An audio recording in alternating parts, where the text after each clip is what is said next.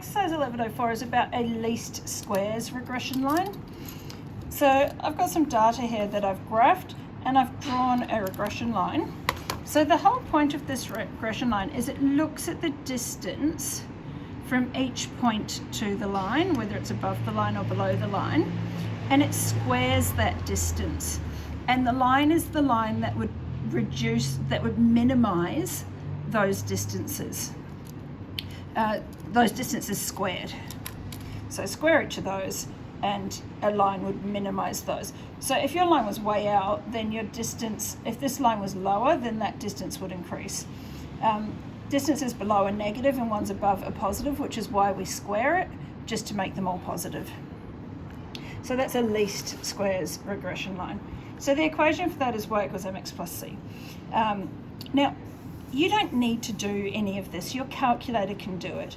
So, but just to show you what it is, the gradient of the line is r, the correlation coefficient, multiplied by the ratio of the standard deviations.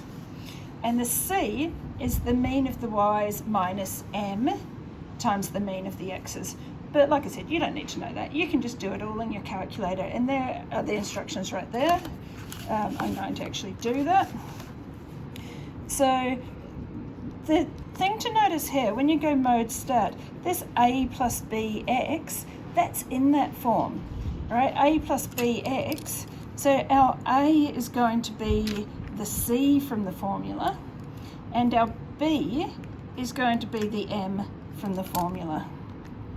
So the first step is to enter the data. So let's go back up to the data and enter that in. So 1, 5, 3, 5, 3, 3, 4, 1, 7 for the x's, arrow over and down 1, 3, 4, 2, 6, 4, 3, 3, 2, 6 for the y's. Press AC. And then, like always, we go shift 1. And we look for this one here that says regression. So 5 for regression.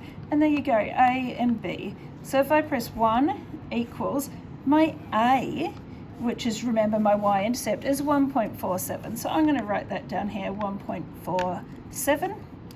And then shift 1 again, regression again, which is 5, and B, which is 2, equals 0.6176. I'll go 0.62. Okay, so I've written those values down here.